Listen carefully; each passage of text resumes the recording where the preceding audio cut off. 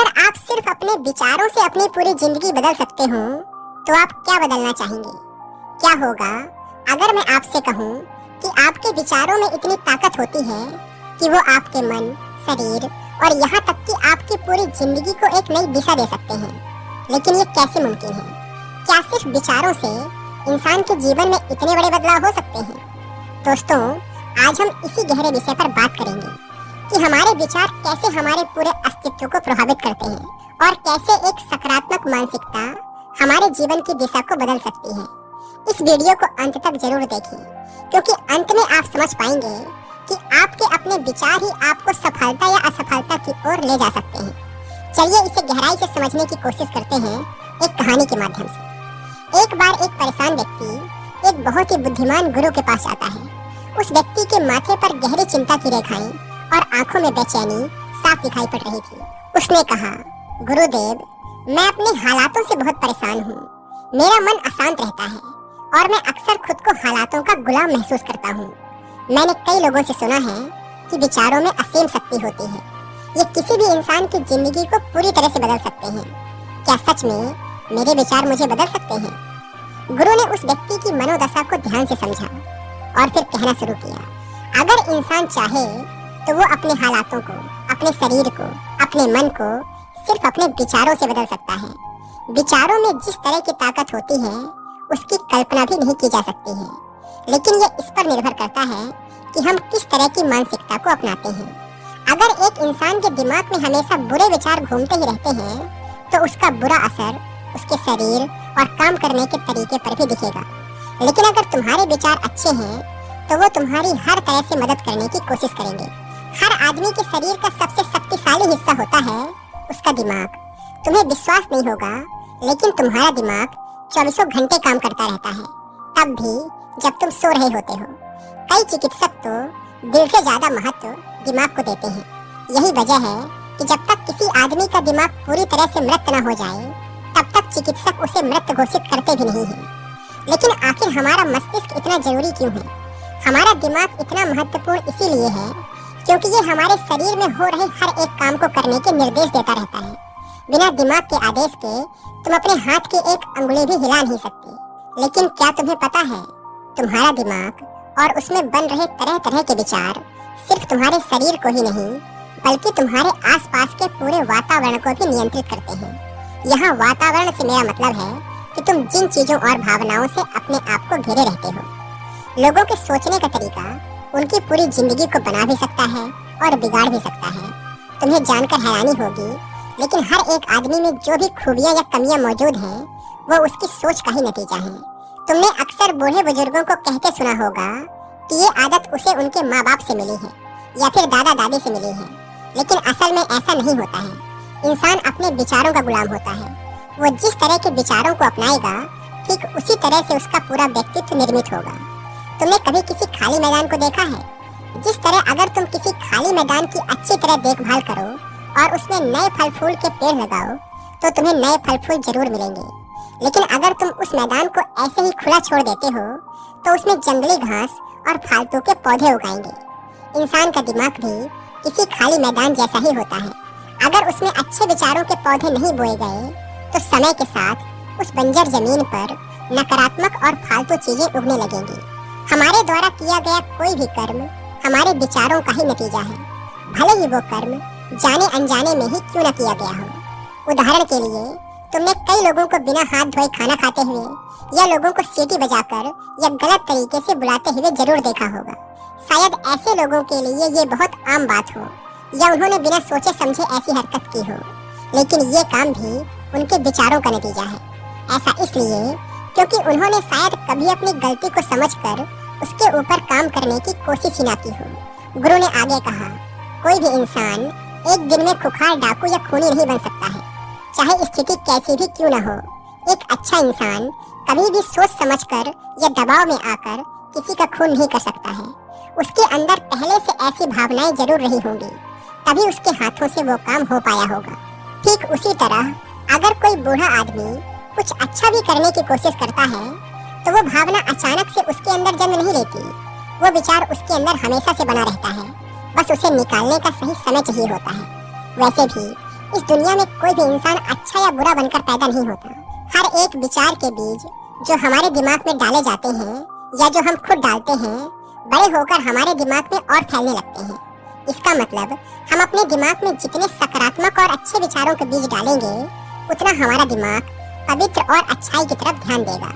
लेकिन हम जितना ज्यादा अपने दिमाग में नकारात्मक सोच और बुरी बातों के बीज डालेंगे, उतना ज्यादा हम अपने आप को बुरा बनाते चले जाएंगे और एक समय के बाद हम शायद खुद से नजरें भी ना मिला पाए। तुम कभी भी आम का पेड़ लगाकर उसमें दूसरे फल जैसे अमरूद की आशा तो नहीं कर सकते, है ना? अगर तुम अच्छा सोचोगे तो अच्छा करोगे भी। ध्यान रखो कि अच्छे विचार और अच्छे काम कभी भी बुरे परिणाम नहीं दे सकते हैं। अगर तुम अच्छे काम करोगे तो आगे चलकर तुम्हें अच्छा परिणाम जरूर मिलेगा। कई बार लोग इस झूठ में फंस जाते हैं कि बुरे लोगों के साथ हमेशा अच्छा होता है और हम चाहे कितना भी अच्छा काम करें, हमारे साथ अच्छा नहीं होता। लेकिन ये बात बिल्कुल गलत है। अगर तुम ध्यान से देखोगे तो ऐसे लोग कभी भी खुश और संतुष्ट नहीं रह सकते हैं। जो लोग दूसरों को दुख पहुंचाकर धन कमाते हैं, अय्याशी करते हैं, उनके अंदर हमेशा कुछ न कुछ बुरा होने का डर बना रहता है। उदाहरण के लिए, अगर एक व्यापारी ज्यादा पैसा बचाने के चक्कर में अपने कर्मचारियों को ठीक से वेतन नहीं दे रहा है, तब वही पैसा उसके पास जरूरत के वक्त पर कभी नहीं रहेगा। कामयाब इंसान हमेशा वही होता है जिसकी नीयत साफ हो। व्यक्ति ने कहा, गुरुदेव, मैं समझ गया कि हमारे विचार हमारे चरित्र और उससे पैदा होने वाली परिस्थितियों के लिए जिम्मेदार हैं। लेकिन हम अपने चरित्र या परिस्थितियों को कैसे बदल सकते हैं? गुरु ने उत्तर देते हुए कहा, इंसान हर दिन अपनी परिस्थितियां बदलना तो चाहता है, लेकिन जरूरी बदलावों के लिए कुछ जरूरी कदम नहीं उठाता। ध्यान रखो, जब तक तुम कुछ नहीं बदलोगे तब तक कुछ नहीं बदलेगा। आज अगर तुम सिर्फ बैठकर परेशान होते हो या सिर्फ सोचते रहते हो कि मुझे अच्छा काम चाहिए या अच्छा घर चाहिए, तो उसका कोई फायदा नहीं होगा। बस्ती में रहने वाला एक गरीब आदमी हमेशा अपने घर के आसपास को बेहतर बनाने के बारे में सोचता रहता है। वो सोचता है कि उसके आसपास का माहौल थोड़ा साफ सुथरा और अच्छा दिखाई दे, लेकिन वो अपने इस सपने को पूरा करने के लिए कोई काम नहीं करना चाहता, बल्कि जब भी उसके पास काम आता है तब वो उससे भागने की कोशिश करता है या उसे जल्दी जल्दी निपटाने की कोशिश करता है। चलो एक और उदाहरण से समझते हैं। एक बहुत ही अमीर आदमी का बहुत ज्यादा वजन बढ़ गया, जिसके कारण उसे कई तरह की बीमारियां हो गईं। वो अपनी सेहत ठीक करने के लिए बहुत सा धन चिकित्सकों और अस्पतालों में खर्च कर देता है, लेकिन वो ज्यादा खाना खाना नहीं छोड़ सकता, मीठा खाना नहीं छोड़ सकता। इस तरह के लोगों को ये समझना पड़ेगा कि सिर्फ मांगने से चीजें नहीं मिलती हैं। जब तक हम कोई कर्म नहीं करते, किसी चीज का त्याग नहीं करते, कुछ छोड़ते नहीं हैं, तब तक हमें परिणाम भी नहीं मिलेगा।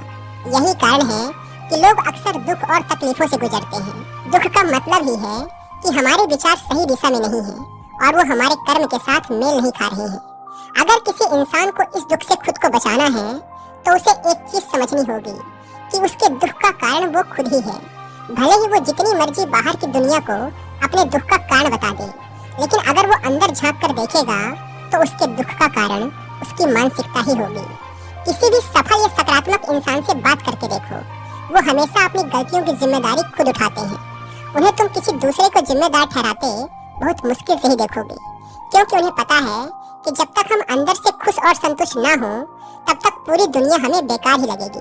लेकिन एक बार तुमने अपने मन और अपने विचारों को नियंत्रण में कर लिया और उन्हें अच्छी चीजों और जिम्मेदारियों से भरना शुरू कर दिया, तब तुम्हें समझ में आएगा कि इस दुनिया में जो भी चीजें तुम्हारे लिए जरूरी हैं या तुम्हें खुश रहने के लिए चाहिए, वो सभी तुम्हारे अंदर ही मौजूद हैं।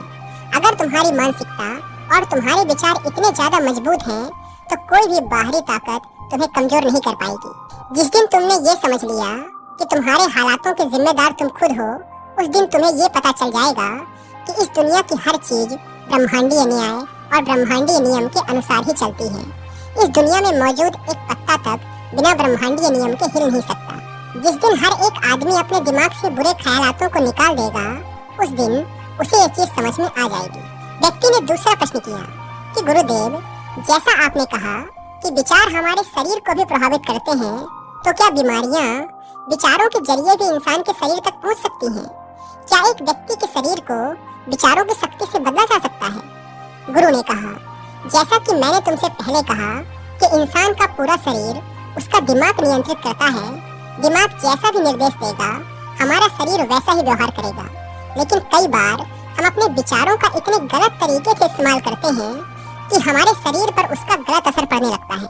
उदाहरण के लिए, तुम जितना ज्यादा अपने आप को आलसी या तनावग्रस्त महसूस करोगे, उतना ज्यादा तुम्हारा शरीर आलसी या तनावग्रस्त होता चला जाएगा। हर व्यक्ति का स्वास्थ्य उसके विचारों से जुड़ा हुआ है। अगर एक आदमी हमेशा ये सोचता रहे कि उसे आसानी से बीमारियां हो जाती हैं, तो उसका शरीर भी इस आदेश को मानता हुआ ज्यादा से ज्यादा बीमारियों को आकर्षित करने लगेगा।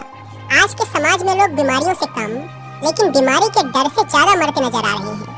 हर साल हजारों लोग सिर्फ चिंता और डर के कारण उत्पन्न हुई बीमारियों के कारण अपनी जान गंवा रहे हैं। अगर तुम अपनी सेहत को बेहतर बनाए रखना चाहते हो, तो सबसे पहले तुम्हें अपने विचारों को शुद्ध बनाना होगा। हर व्यक्ति का शरीर बहुत ही ज्यादा संवेदनशील होता है, इसीलिए हम अपने विचारों में जो शुद्धता और ऊर्जा लाएंगे, उससे हमारा शरीर ज्यादा सकारात्मक तरीके से प्रभावित होगा। विचारों में शुद्धता लाने वाले इंसान की आदतें हमेशा अच्छी होती हैं और उसका खान पान भी साफ सुथरा रहता है। अगर तुम्हारे विचार अच्छे और पवित्र नहीं हैं, तो फिर चाहे तुम कितना भी अच्छा खाना खाओ, तुम्हारे शरीर में कोई भी सुधार नहीं आएगा। एक स्वस्थ और शुद्ध शरीर से, यानी एक ऐसा शरीर जिसमें कोई बेमतलब की बीमारियां ना हो और जो बीतते समय के साथ खूबसूरती से बुढ़ापे की तरफ जा सके। खूबसूरती सिर्फ बाहर से जो दिखती है वही नहीं होती है। सभी इंसानों के अंदर की खूबसूरती इतनी ज्यादा होनी चाहिए कि वही खूबसूरती उनके चेहरे पर भी दिखाई दे। तुम जितना ज्यादा जलन, गुस्सा, चिढ़, लालच और दूसरे बुरे विचारों से दूर रहोगे, उतना ही तुम्हारा शरीर शुद्ध होता चला जाएगा। यह सुन उस व्यक्ति ने कहा, गुरुदेव, आप सही कह रहे हैं। मैंने एक बार 90 साल की एक बुजुर्ग महिला देखी थी, जिसके चेहरे पर एक छोटी बच्ची के चेहरे जैसी रंगत थी। शायद ऐसा इसीलिए था क्योंकि उन महिला के चेहरे पर मुझे दूसरों के लिए प्यार और दया दिखाई पड़ रही थी। व्यक्ति ने आगे कहा, मैं एक बार एक कम उम्र के व्यक्ति से भी मिला था, लेकिन उसका ढलता हुआ चेहरा किसी बुजुर्ग से कम नहीं था। गुरु ने कहा, चेहरे की ये रंगत खोने के पीछे का मुख्य कारण है चिंता, गुस्सा और लालच। अक्सर वो चेहरा सबसे खूबसूरत नजर आता है जिसे खुलकर मुस्कुराना आता हो और जो हवा, पानी, सूरज का खुलकर आनंद लेना जानता हो। अगर तुम्हें सालों साल जवान दिखना है और खूबसूरती के साथ बूढ़ा होना है, तो तुम भी अपने विचारों में शुद्धता लाओ। हमारे शरीर का पूरा नियंत्रण हमारे विचारों के पास रहता है, क्योंकि हमारे विचार और हमारा शरीर एक ही चीज का हिस्सा है।